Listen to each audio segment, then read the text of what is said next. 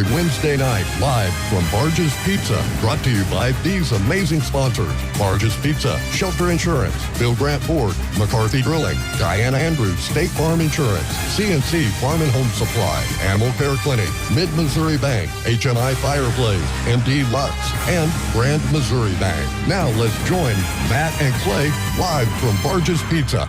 Good evening, everybody. Welcome to Barge's Pizza. Welcome to tonight's Coach's Corner show. Missing this evening, missing in action on assignment. Once again, Matt Hennenberg.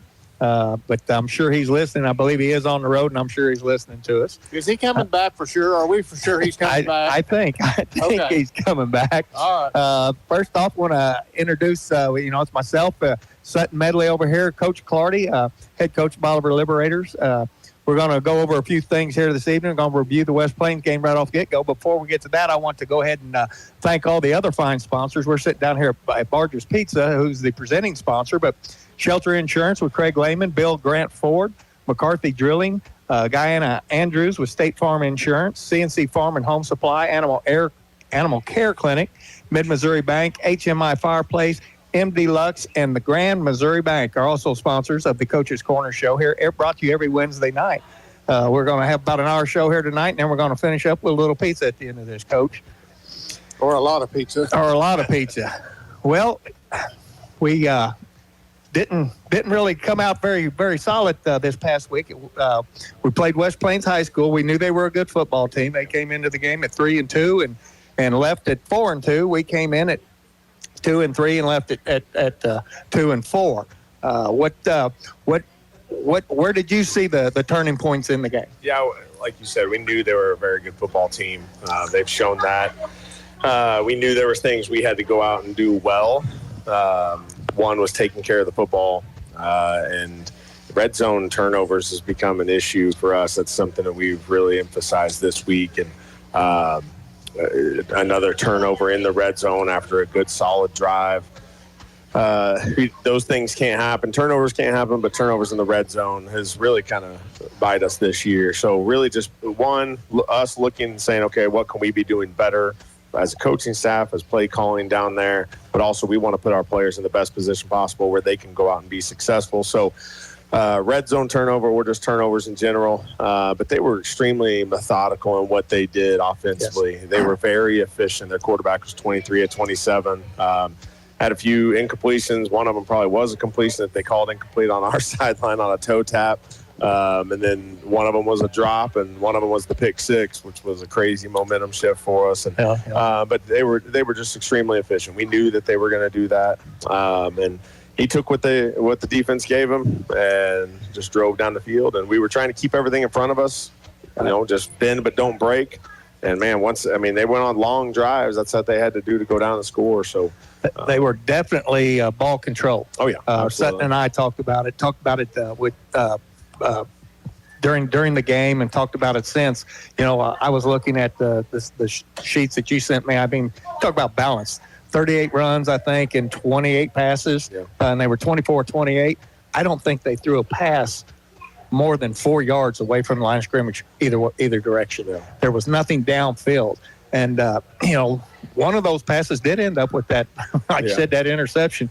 And, man, what a time for that to come. They were going in at the end of the half and could have really buried his hard right there. And Cyrus Jackson steps in front of, jumps her out, and absolutely takes it 97 yards for a touchdown. So tremendous effort by that young man. Yeah, a big momentum shift there because that, like you said, that could have gone either way. And I knew going into half, if they had scored there, come away with some points, our guys weren't going to give up. Right. That's never been a question. But looking at it now, there's different ways you can approach it at halftime with your team and really making sure they understand, hey, we got an opportunity to start with the ball here to start the second half. Let's drive down the field. Let's go score and just be smart there with the football and take what they give us and go down and finish with some points and try and get this game going the right way. So, but yeah, that was a huge momentum shift there to try and get things going in the right direction. We just really struggled offensively. They their interior box on their defensive line was the best we faced this year. They were as advertised, and enormous size. Great size. And going into a game plan with a defensive line like that, you want to try and get those guys moving so you can get them tired. Right. But I think only one of them may have played both ways, so they just stayed fresh. I mean, they went to the sideline, got some water, came back on their next series because their offense is out on the field for 10 minutes, and they get a nice long break, come back out there, and they were really good, and took away some strengths for us, and we just didn't have a great day throwing the football either. So really kind of opened up some things that we need to work on, because now that we're getting later in the season, we're getting closer to districts. All those little things are going to matter. So we got to make sure we get those things sharpened up and ready to go before districts play. Yeah, we answered. I felt like they got the ball first, and they just they went all the way down, 75-yard drive. I don't know how many plays it was. I think it was probably somewhere around 14 plays. Yeah, it was a long drive. And it took up over half of the first quarter.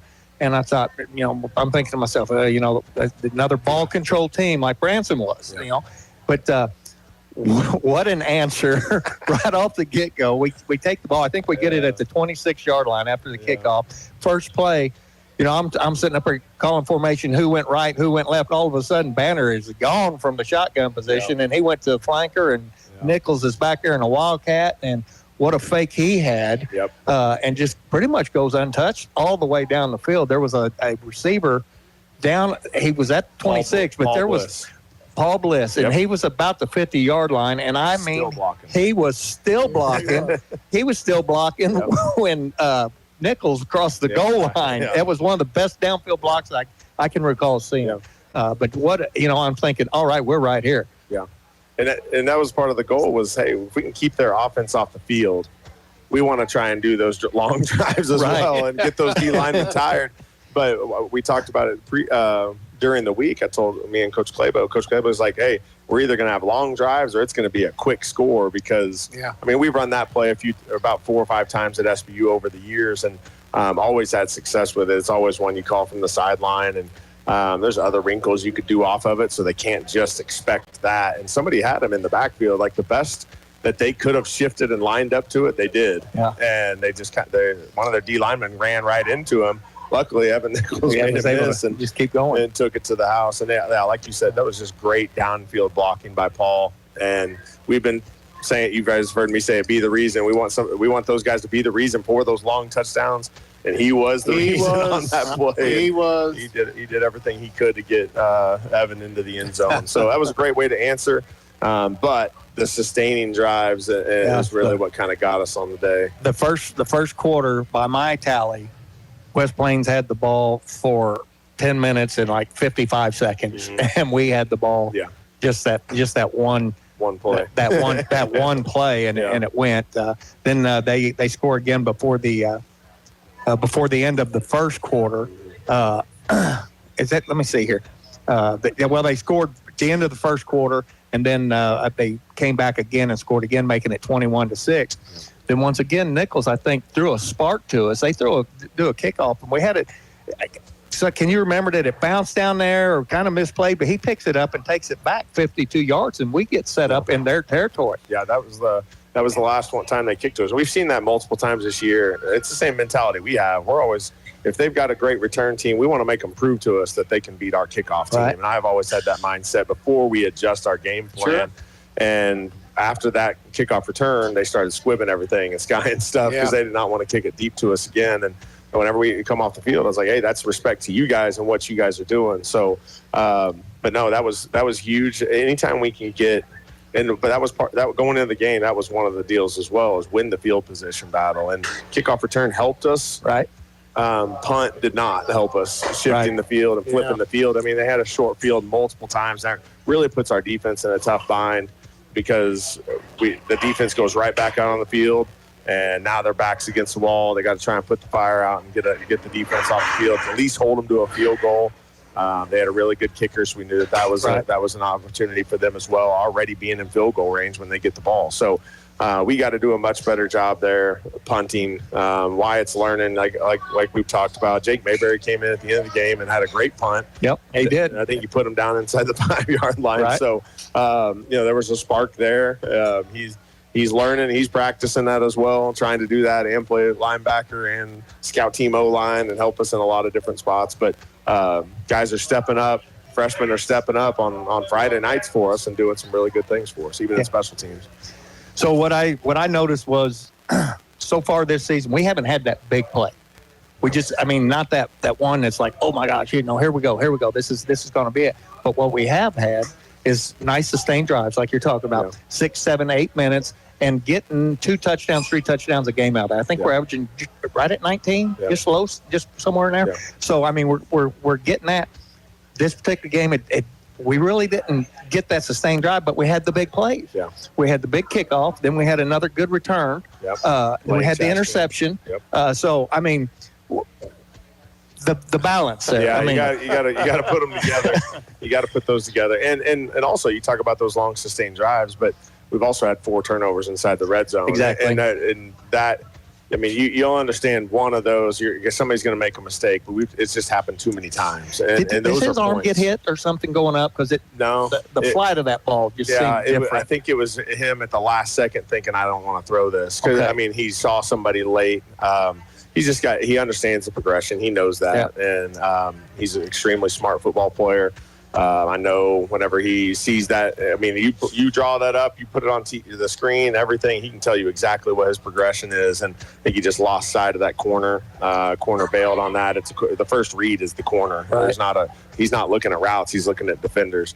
And I think at the last second kind of wanted to pull that one back a little bit and a little too late. And but we just got to make sure too that we're putting them in a great position to be successful. And what is our most efficient calls down inside the red zone that they can just go out and execute, and we can finish those drives. But also it's a 3rd and 1, and I tell Coach Claybo, hey, you got 4 downs here. That's a great play call. They're probably going to possibly get us some man coverage. They shifted late and changed the coverage right before the snap. But otherwise, pre-snap, we had exactly what we wanted, and then they shifted out of it really quick. And knowing that if we didn't get anything there, if we threw it out of bounds or if it was an incompletion, we can come right back on 4th and 1. We're going to go for it, and we trust our offensive line there. So just making sure we're always putting them in the best spot to be successful and making sure they're fully prepared to go out and execute inside the red zone. So. Yeah. Well, defensively, and looking, I went back through the other games, and defensively, this was not our best defensively game, but in the whole scheme of things, we didn't give up the big play. We never really did that. It was just the methodical. They got the first down when they needed the first down. You always talk about staying ahead of the change on first down, and they stayed ahead of the change on the first down. Yeah. It was always 2nd and 5 or inside and of that. And if we ever did get them behind the chains, there was a few times we did, their 2nd down, they would gain 8. And that was the problem, is the 3rd downs for them was always 3rd and manageable for their offense. Even if we did have success on first down, we've got to follow that up and have some consistency there.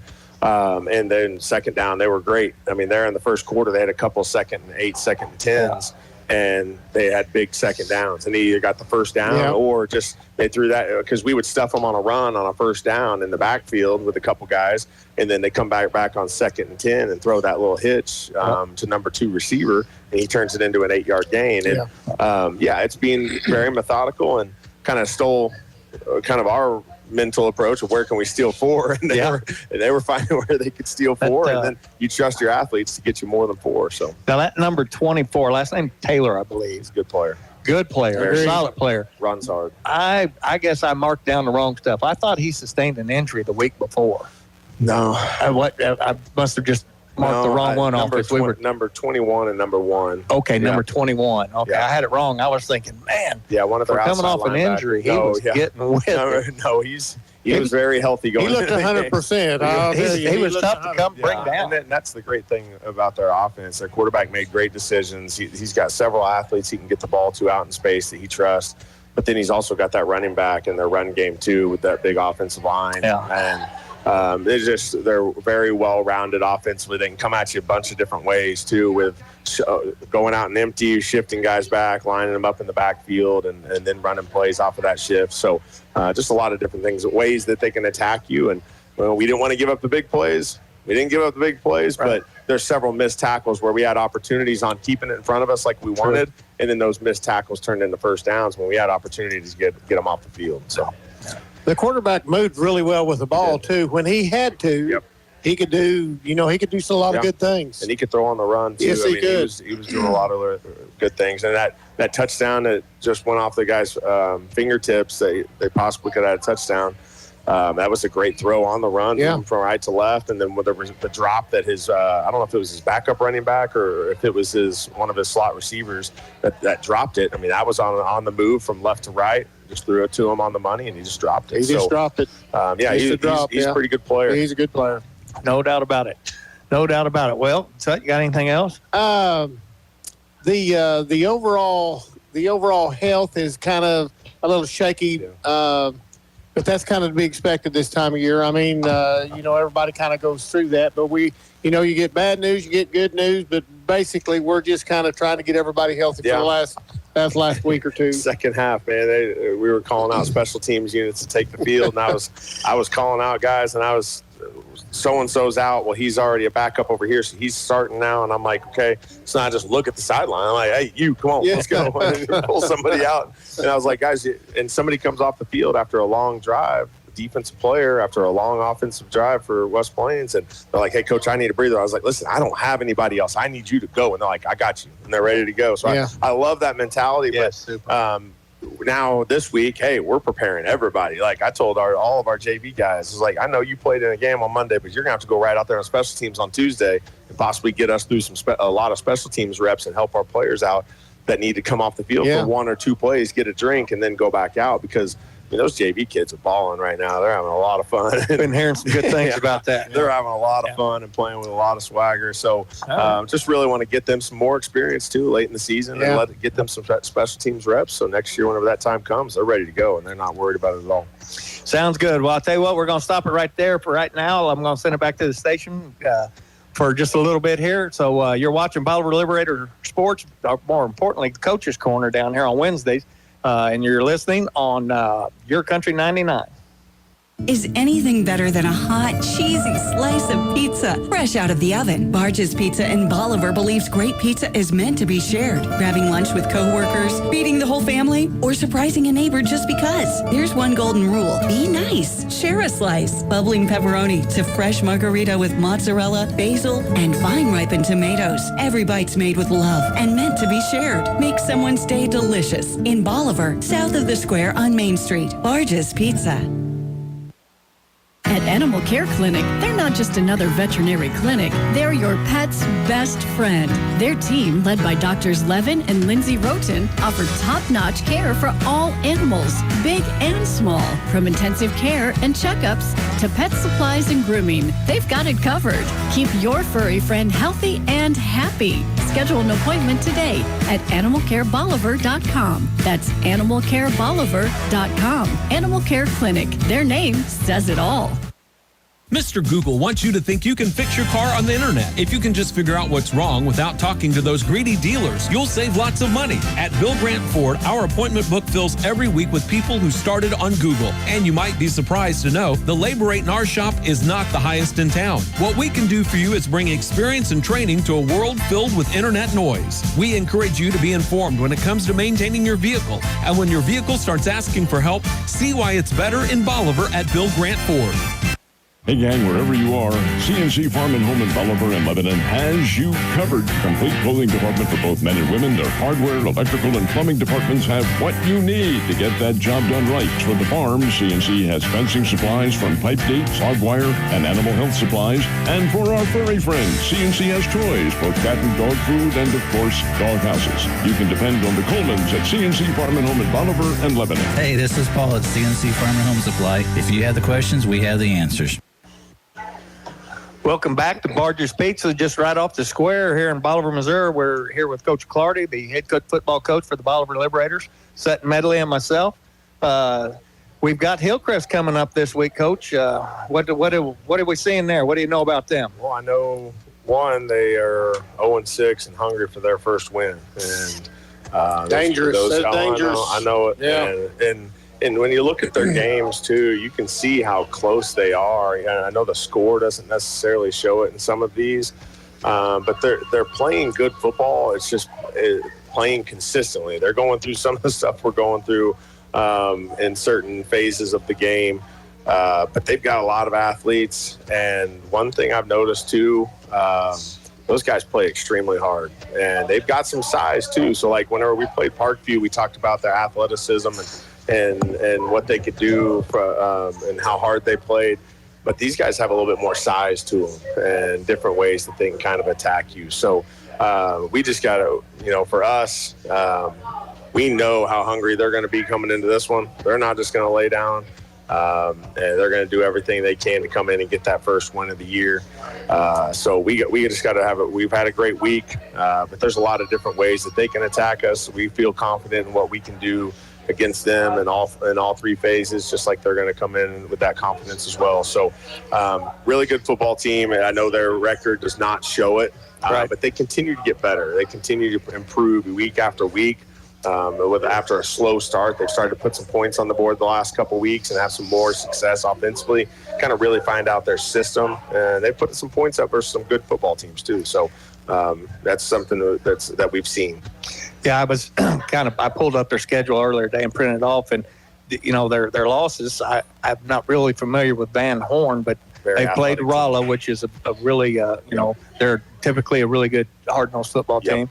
West Plains, who we just had, Carl Junction, and Logan Rogersville, and I believe they played Marshfield already too. It's kind of blacked out on mine, but you're saying they're putting up points now. Yeah, the first 4 games they only had a total of 20 points in the first 4, but they exploded for 26 on Carl Junction, and that's the one we were following that one, and they were ahead of Carl Junction for a long time.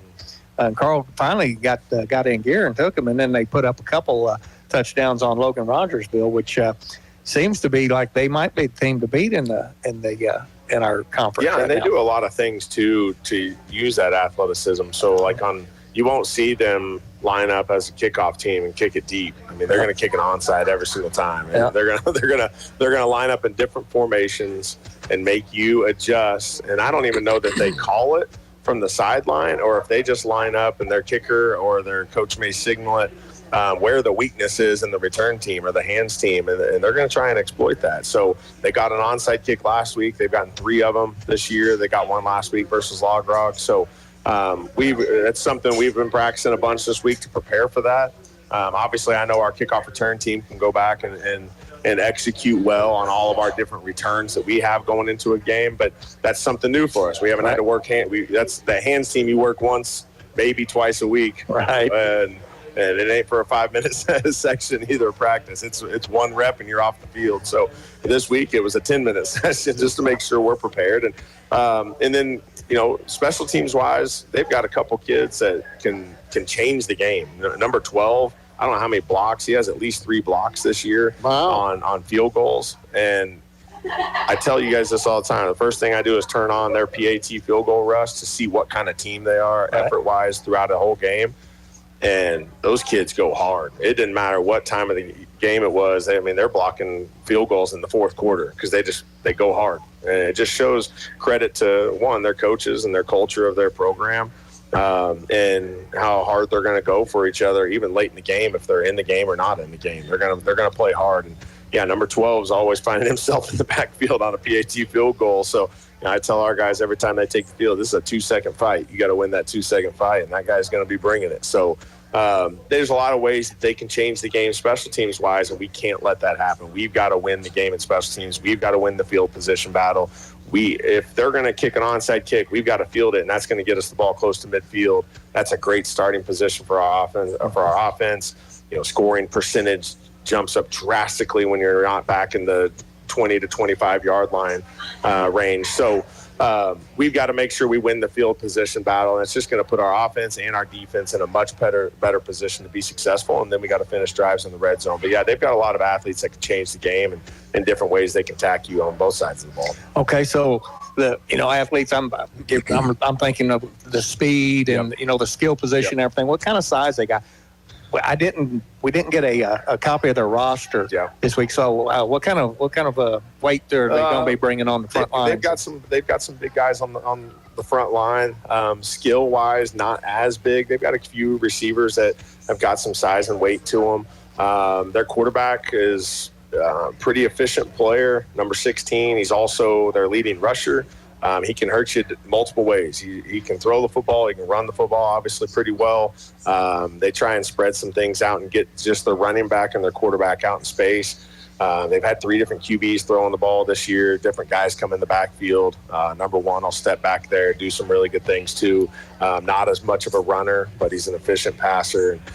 They just do some different things with their athletes and put them in positions to be successful. But, they've got some skill players that have some size, but they've also got those shorter guys that are just scat backs that are tough to tackle in a phone booth. I mean, it's the guys that you got to wrap up because some of their touchdowns this year or several of their their higher point scoring outputs this year have been their skill guys just catching it out in space, or their running back getting out in space and breaking a tackle, and then he's to the house. And they've got the speed to do it, but we've got to wrap up and tackle well, or those guys can really hurt us. Okay.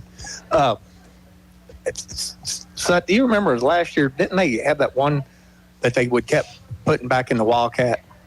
Yeah. I think that they ran. I don't remember his number now, but they had ran one that was quite often, frequently back there, and did well. I think we put him on the ground a couple of times hard and kind of hurt his feelings a little bit, but I don't. He was a danger. You could see that coming. Hopefully he's not like the Wildcat that Parkview was putting back there. Yeah. That kid was. Oh no! That running back was pretty good. Yeah. The line I kept getting.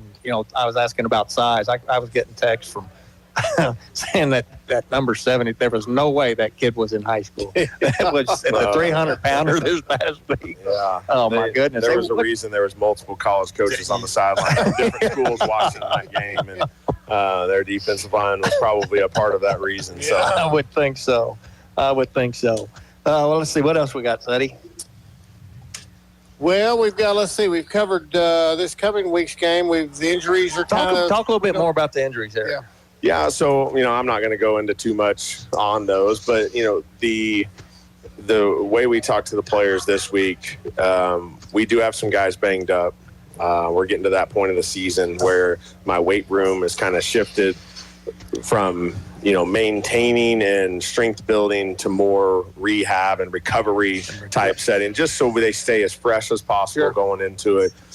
So my Wednesday, Thursday workout completely shifts a little bit just to make sure they're staying healthy. And then the Friday guys, it's more for all sports, it's more of a mental and physical recovery day, but to prepare them or to kind of recover from the whole week of lifting, but also from the whole week of playing sports and all that because I've got soccer kids, I've got cross kids, and they're busy. Yeah, they're every week, every day it's something with those kids, and so just making sure that we're recovering, but we're also taking care of our bodies because it's late in the season. Those guys have played a lot of snaps, offensively, defensively, special teams, and it's tough to tell them they have to be off the field because they want to be out there and play. But now we're at the point, like I pulled Logan Bunn off of PAT field goal last week, and I was like, hey, come back here. And I was like, so Grant, go in.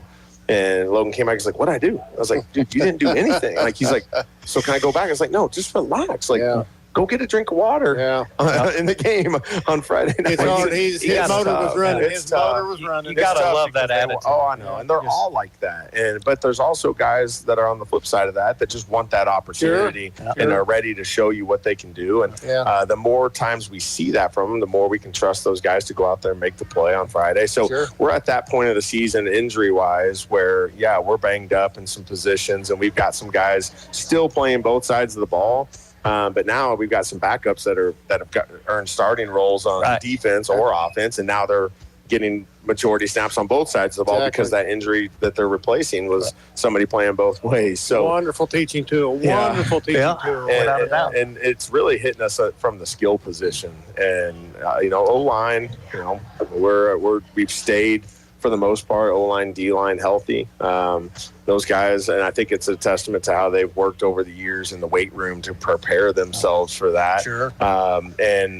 Those skill guys have gotten a lot stronger since this summer, and it's just going to continue to get better in this offseason. But just really trying to get those guys at a point to where they can make it through that. I mean, because we always talk about, hey, you're only guaranteed 10 games, but 10 Fridays out of the whole year. But there's so much that they break down their bodies and recover all throughout the year just to get to those 10 Fridays. Without a doubt. So, And, week 7, the good news about it, I mean, the temperature's starting to cool off a little bit. Finally, we're getting breaks. I think this Friday, the high is just right at 80. And the injuries we have right now, those guys are either day-to-day or just questionable going into the game. It's not like, man, we lost so-and-so for the year and so-and-so for the year. Yeah. We're there.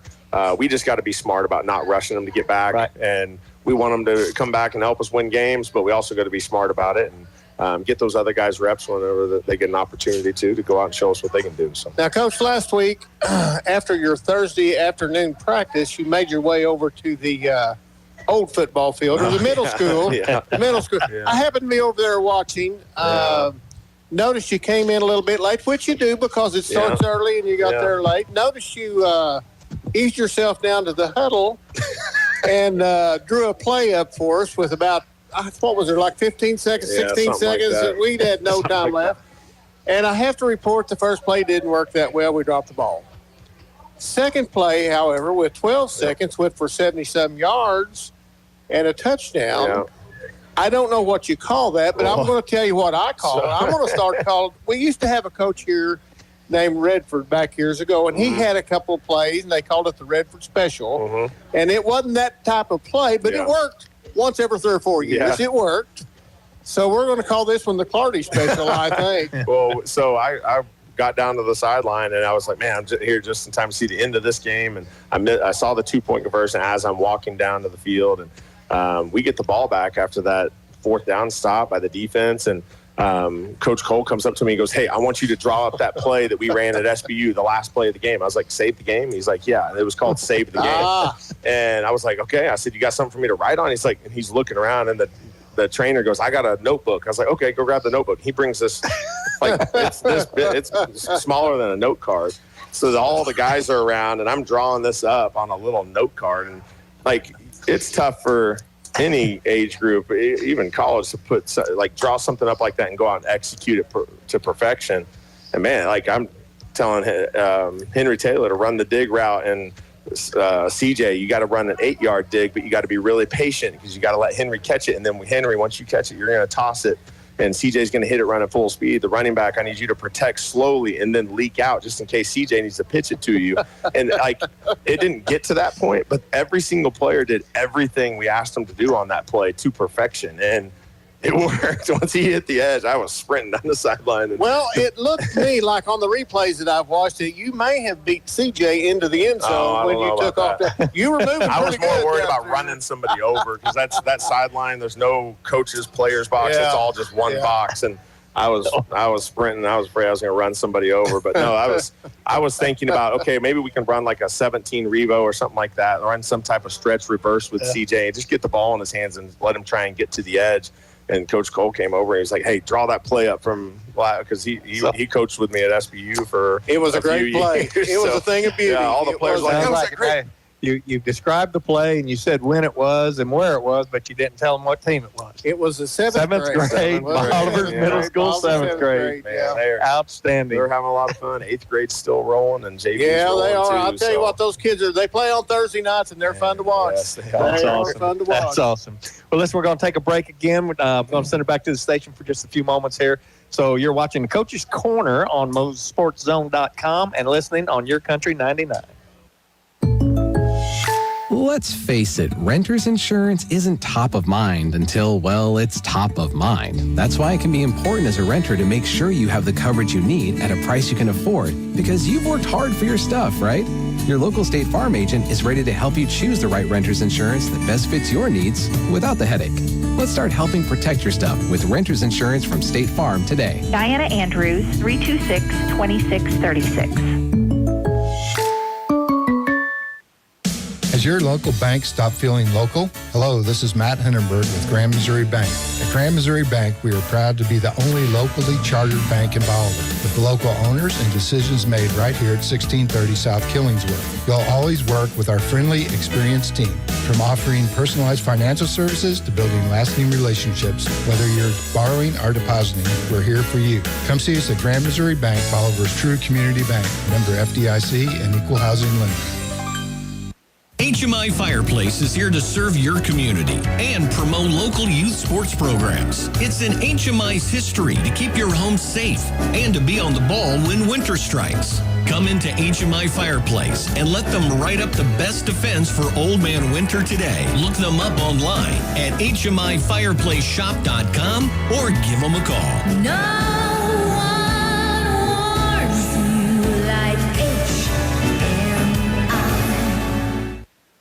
Drilling, the action of making a hole in something by boring with a drill. Sounds simple, right? Well, it's not, especially when it comes to water wells, geothermal drilling, and environmental monitoring. With over 20 years experience, Jeremy McCarthy and his crews at McCarthy Drilling will have your project completed efficiently and effectively using state-of-the-art drill rigs.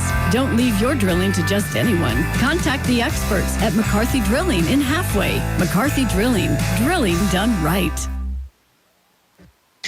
Welcome back to Barge's Pizza down just off the square here in Bolivar. We're going to finish up here with Coach Clardy. We're going to talk about the conference games that went on last week and see if Coach has any input on them. We've got with not counting Hillcrest, who we're playing Friday night, we've got two opponents left in our conference.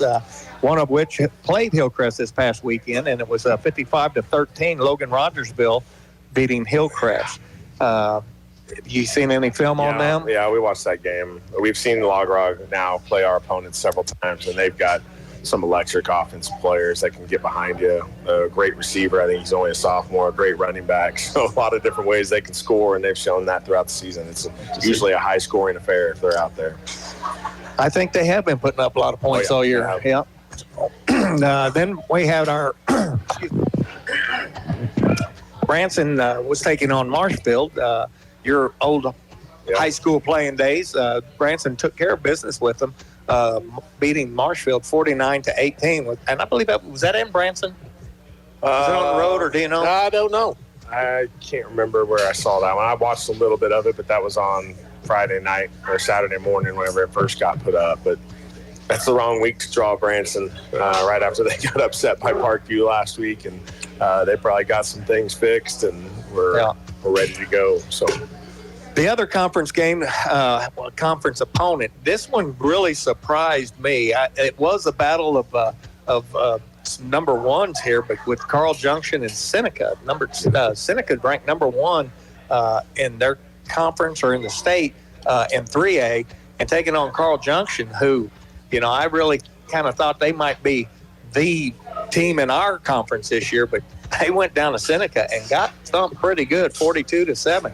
What's Seneca got? Seneca's a very good football team, and it's the same like whenever you look at Blair Oaks this year, who just dropped from 3A to 2A. Yeah. I mean, they played Osage and beat them by 40-something points. So, I mean, and they're now 2A. So it's there's some teams out there that have dropped classes and are really good. And Seneca, I don't know that they've dropped class or anything. They're probably still in the same class, but they've just reloaded year after year, and they're playing really good football right now. So you brought something up right there. They dropped classes. Yep. Was last year how often do they do that to count? Is it every reclassification? I'm not sure how many years they do that, but like Osage, when we played them last year, I believe they were 4A. This year they were 3A. Right.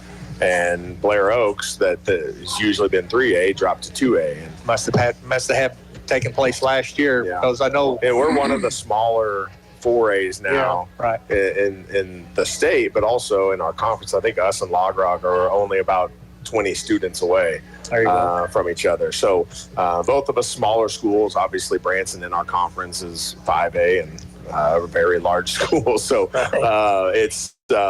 there's not much to compare there. But no, I think they look at that I don't know if it's every year or if it's every couple of years that they just reclassify. It used to be 2 years, yeah, but they do whatever they need to when they need to do it, seems like. There's no, All right. Well, that's kind of the review of the conference games that we had last week. We've already discussed West Plains and Bolivar, so no sense in going in that. What we'll do is we'll take us another break, Coach. Thanks a lot. Really appreciate you taking the time to come down here and visit with Sutton and myself and Matt when he's here. So we're going to take a break, and you're watching Coach's Corner on MoSportsZone.com and listening on Your Country 99. And good. Bold transformations start at MD Lux Aesthetics and Med Spa in Bolivar. Lose weight with personalized solutions. Balance your body with expert hormone therapy. Revitalize your skin with powerful laser treatments. And refresh your look with precision injections. Every journey begins with a $50 consultation credited towards your service when you move forward. Find them on Facebook or find them behind Bill Roberts Chevrolet. Step into the future of beauty and wellness, where cutting-edge science meets self-care. MD Lux Aesthetics and Med Spa. Mid-Missouri Bank has crossed another huge benchmark. They've paid their Midmo customers more than $8 million in Casasa rewards. Join Midmo in the race to $10 million. Get in on your share of the earnings today. Whether it's cash back on debit card swipes or a high interest rate on checking and savings account balances, Midmo Bank pays you for the spending activity you're probably already doing. You deserve more for your money. How does more money sound? Open an account in minutes at openaccounts.midmobank.com. Mid-Missouri Bank. Member FDIC. Pickup truck, sports car, motorcycle, minivan. You drive and where you live is different for everyone. So it's important to have insurance that fits your needs and is just right for you. At Shelter Insurance, we understand that, which is why our agents help you design a comprehensive auto, home, and life insurance plan. Insurance that fits just right. Ask Craig Lehman about Shelter's auto, home, and life options. Is anything better than a hot, cheesy slice of pizza fresh out of the oven? Barge's Pizza in Bolivar believes great pizza is meant to be shared. Grabbing lunch with coworkers, feeding the whole family, or surprising a neighbor just because. There's one golden rule. Be nice. Share a slice. Bubbling pepperoni to fresh margarita with mozzarella, basil, and vine-ripened tomatoes. Every bite's made with love and meant to be shared. Make someone's day delicious. In Bolivar, south of the square on Main Street. Barge's Pizza.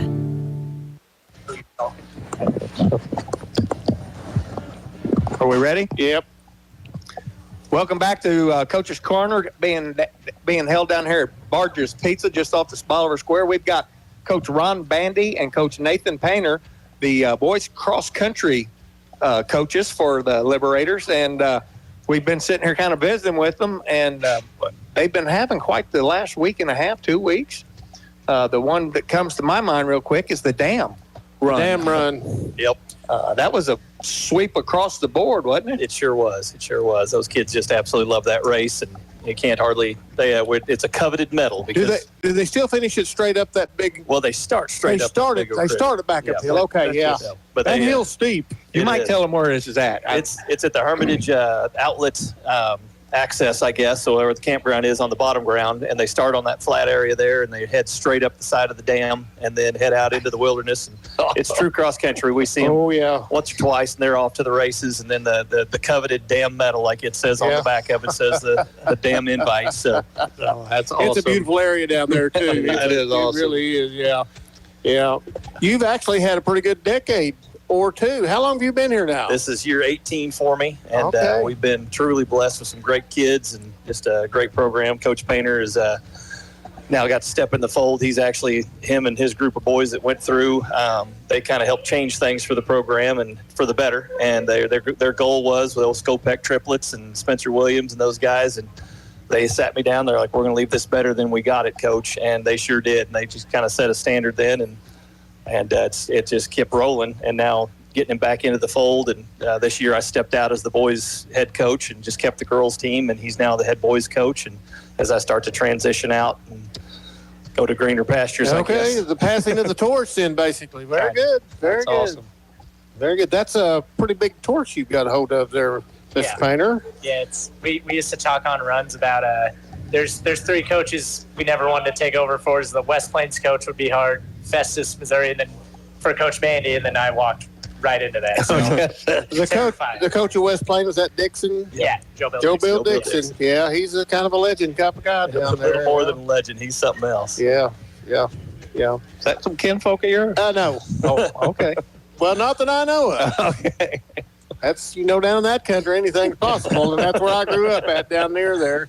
So you had the Dam Run, and then you had the Pleasant Hope Run this last week. Is that correct? Just yesterday, and we had Camdenton on Saturday. And yesterday, it seems like we were pretty successful in that venture also. You want to tell them about your boys? Yeah, the guys team, the varsity and JV both ended up winning their respective races. JV had a plethora of PRs, lots of guys running the fastest they've ran all season. Wow. And they were, most of them, just doing a workout, not even going full throttle. So they're ready to roll. And then on the guys' side, we packed up around our number 7. And I think we went like 7, 8, 9, 10, 11, 12, 13. It was just pretty good day. Pretty dominant. Yeah. That's pretty dominant. So, and the girls? Same thing on the girls' side. It's I actually had a coach asking us yesterday, like how we do what we do. And he's like, do you guys just not focus on medals? I'm like, well, the medals just seem to come, but we have plans for each race. Like I tell the parents, I was like, here's the thing. We have a plan for every race we go to. And sometimes there's races that there just is no plan. You just go root, little pig, root, and go get it. But yesterday is one of those races where we completely dismantle everything, and the kids are kind of in charge, and we pack them up and put, super fast kids with those progressing runners, and just their job is to lift them up and make them better. And, I told a story going into this week, 2 of the greatest girls that have ever run for me, Aiden Spatili and Julia Jupp, when they were freshmen, my daughter, Emily Bandy, and Cora Stimpson, this race, they just got on their shoulder and just drove them to their best time of the season, and it changed both of those girls' lives. Like that was their transitional run, and they end up going from running in the 21, 22 minutes to both of them end up peaking out in the low 19s, and all-state athletes, and just leading a great team. So this having a focus sometimes where we just settle back and just let the team take care of itself and build runners is our focus for yesterday, and it's beautiful to watch. Oh, very nice. So how many? It seems like the boys and girls, varsity and JV both. So 4 teams do they always go to the same place and race at the same time? Yes, okay, so they're always together. What's a morning practice look like for you all? Well, we try to avoid them, but every once in a while we'll... Or a practice, I should. So what practice? So we're, right now, we go from the big long runs early or summertime and into the season where we're kind of building from that. We start low and then work high. And right now, today, we hit our longest run of the season. So boys hit, was it? 13 miles. 13 today. My girls hit 11. And but this is our last long run. And then from here on out, we transition into, we're doing 3K and mile repeats last 2 weeks. And then this week we'll do some 800s on Friday and then some 800s next week. And then we'll go into 400s and 200s heading into that state series. So it's just this slow build from June till November.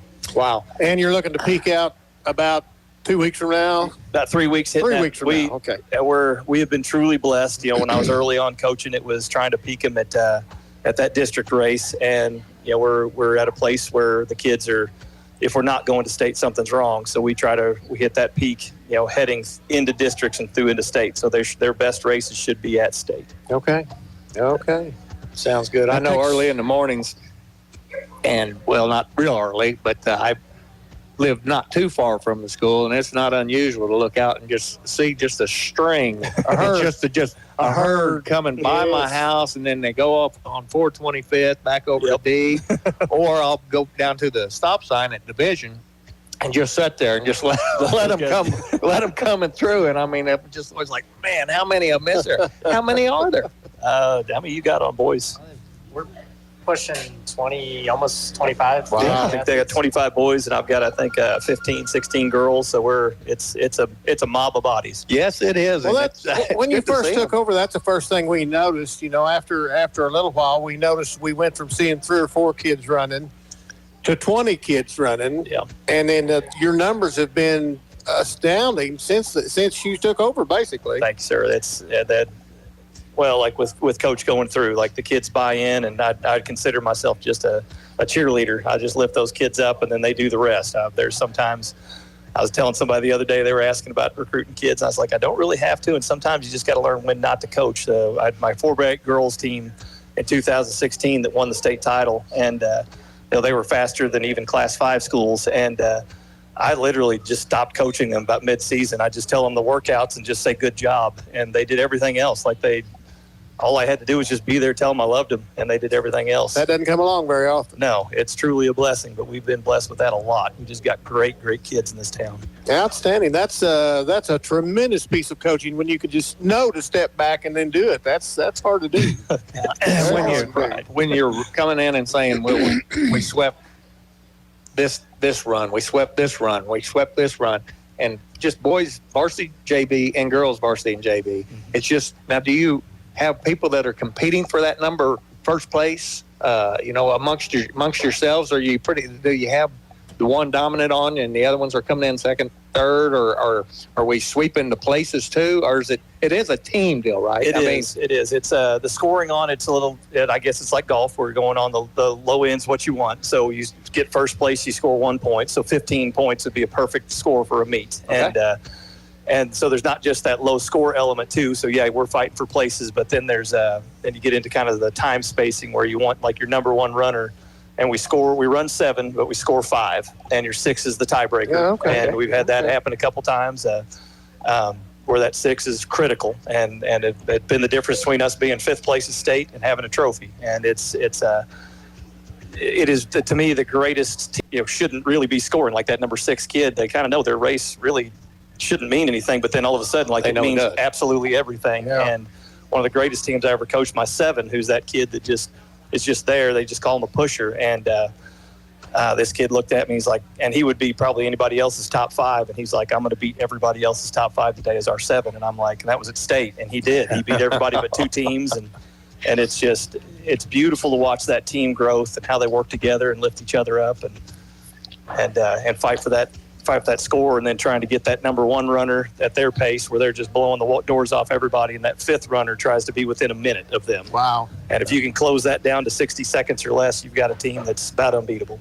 The individual accomplishments are just black and white then. I mean, you know exactly, and they know exactly. Yes, it is. That's something neat too, where, I've had people critique like how we pack run yesterday, and we've done that even at state where we're packed up, and like that's stealing kids' races. And I'm like, here's the irony of that. Yeah, we win a lot because of that pack running, but we also end up having some of the absolute fastest kids in the state. Like, we're not taking races from anybody. There's accountability, and the kids know that number 1's got their job, and number 5's got theirs, 6 has got theirs, and heck, even number 8, who's just that kid wishing they were on varsity, they can push somebody to be better. We've admired the race you have here in town. It's grown from kind of a small little quaint type of race to it's a mega event now. Oh, that the Southwest Coaches Meet. Yep. Yes. It is. My college coach started that organization in, I think, 1985. And a couple of years ago, he asked Coach Goddard at Kickapoo and I to take things over. So I think we started hosting that here in 2017, and we had just about 1,000 kids. And then this year, I think we had 2,400 kids signed up to run, had over 80 high school teams. And that's crazy. And that was Country Days also that weekend. I mean, that's going to be one of the biggest events in the state, I would think. Actually, I've been, because just my timer told me, he's like, this is going to be the biggest race in the entire state. And I'm like, no, it's not. Well, it ended up being, like, right now we're, I think Gans Creek, where the state course is, I think they've got us beat on numbers, but we're number 2 biggest race in the state right now. Outstanding. What a great thing for Bolivar, too, to bring all those bodies in. And it is entertaining. Yeah, it is entertaining. All right, coaches, anything else y'all would like to tell us about the program? Coach.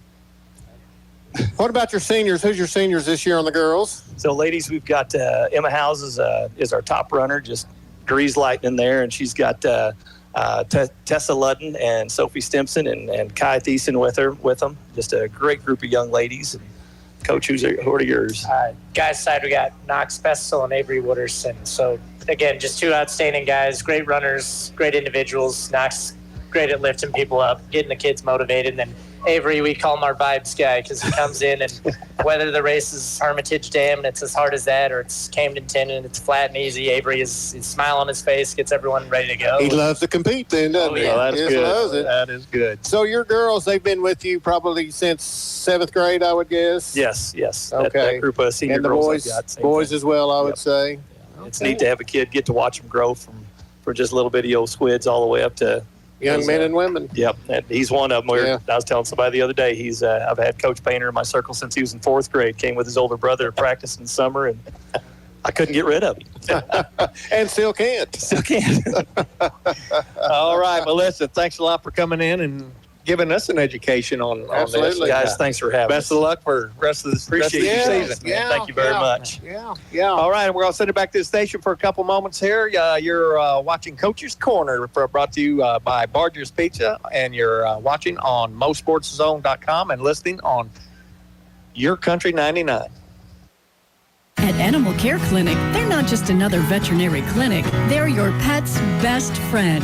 Their team, led by Doctors Levin and Lindsay Roten, offer top-notch care for all animals, big and small. From intensive care and checkups to pet supplies and grooming, they've got it covered. Keep your furry friend healthy and happy. Schedule an appointment today at animalcarebolivar.com. That's animalcarebolivar.com. Animal Care Clinic. Their name says it all. Mr. Google wants you to think you can fix your car on the internet. If you can just figure out what's wrong without talking to those greedy dealers, you'll save lots of money. At Bill Grant Ford, our appointment book fills every week with people who started on Google. And you might be surprised to know the labor rate in our shop is not the highest in town. What we can do for you is bring experience and training to a world filled with internet noise. We encourage you to be informed when it comes to maintaining your vehicle. And when your vehicle starts asking for help, see why it's better in Bolivar at Bill Grant Ford. Hey, welcome back to Coach's Corner, brought to you by Barge's Pizza, just off the square here on Bolivar. We've got with Matt being out of town, we wasn't able to come up with who picked what for last week and who's leading this little competition between Mike. Is he just not showing up because he's getting beat on this thing? I think so. He is. I'd say there's a good chance. He's in last I don't place blame him either. by a long It is shot. embarrassing. It has to be embarrassing. I know it does. I would think, but Last place by a long shot. I'll tell you what, I've kind of lost my... I've got one right here. Yeah, right Mike's here, buddy. got one. Okay, let me see that real quick, because there's a couple things that we need to go over there. All right. We're going to do a little picking here. Mike, the first one is Hillcrest playing here at Bolivar tonight. What's going to be you? we got to bounce back this week, boys. I go Bolivar all the way. Mike Bolivar. Sut? Oliver. And I am definitely going with Bolivar. All right, next up, Carl Junction at Branson. That's a big Let's game. go, Sut. That's a little harder when they're... It's at Branson. You know, Branson seems to me like they're playing either really good or they're not playing very good, and they didn't play very good last week and got trounced. So I'm going to say they're going to bounce back this week and beat Branson. So I'm going to go with Carl Johnson. You're going with Carl. I'll tell there All on right. the limb. That's not the... Well, I'll tell you what I'm going to do. I'm going to take Branson at home. Okay. I don't blame you. Mike? I'm going to go with the home team too. I think Branson's got this one. I think Carl. They're good or they're bad. You never know. One of the two. Kind of a Jekyll and Hyde thing. For Yeah, them. sounds like it. Well, Logan Rogersville is going to go on the road and play Marshfield. I'm going to choose that one first, and I'm going to take Logan Rogersville. Just so you know. I'm going to go the same. I think that's a pretty solid pick there. Sut, what are you thinking? I agree. All right. By the way, what do we have to eat here tonight? This looks healthy. This looks really healthy here. Well, there's plenty of calories in there. Okay. So, Did you bring your wife? Sut? I'm going to get my wife. They always order salad. Start off with our cheesy pepperoni breadsticks, okay, with side of marinara. Then this is what we call a John salad. It's got your lettuce, tomato, onion, banana peppers, black olives, pepperoni, chicken, ham, bacon, all that stuff. I like all that. All of those. And then our chicken bacon ranch pizza. Our house-made ranch is the base, and then chicken and bacon and topped with our mozzarella. I think that's Matt's favorite. I believe that's Matt's favorite, and I'm glad you made that since he's not here. We'll slick that right up. That'll be good. Just take some pictures for him. You can send it to him. All right, Mike, I'm going to come back at you here. Okay. With West Plains is going to host Poplar Bluff. Poplar Bluff, huh? I got to go with West Plains. A, at home, and B, man, they looked really good last week. Yes, they did. Sutty? I'll have to, too. They were impressive. They were impressive. I was impressed. I was impressed with the quarterback. I was impressed with the running back. The line was super. Yeah. They're the best team we've seen so far this year. I don't disagree. Agreed. All right, so a couple weeks ago we decided to throw a couple college teams into it, and we've decided with SBU, by the way, it's their homecoming, but they are hosting McKendree University, and you probably know where that's at. I have been there, but it's been a long, long time. Okay. I'm going to take SBU. SBU. I'm going to stick with SBU. I like what they did last weekend in Jeff City. I'm going with SBU. I think they're playing pretty good ball. I really do. Putting up a lot of points. All right. Well, I guess I'm first to pick the last one. We got MIZ, baby, going up against the Crimson Tide, and I am picking the Tigers all the way. They are on a roll. If not this year, then when is my question. Exactly. That's a good call. That's right. It's got to be Mizzou. There we go. This is the year they're vulnerable, and they're right. It's right. They can't stop the run, and we got one of the best running backs in the country. I agree. Roll Zoo. What are you doing? Roll Zoo. I'm going with the Zoo. Okay, Roll Zoo. There we go. Like I said, if not this year, then when? That's right. We will get Matt to give us his picks for this. He's trying to pick underdogs because he wants to get back in this game. Well, when you're that far behind, you've got no other choice. Exactly. Yeah. Exactly. Well, listen, that, I believe, is going to do it for us from Barge's Pizza.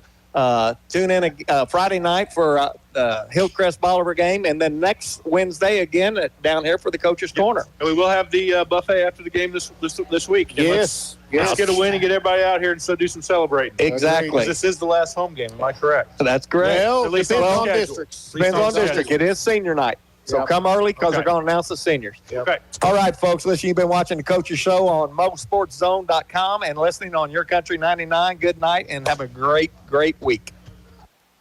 Thanks for joining Coach's Corner here on Your Country 99.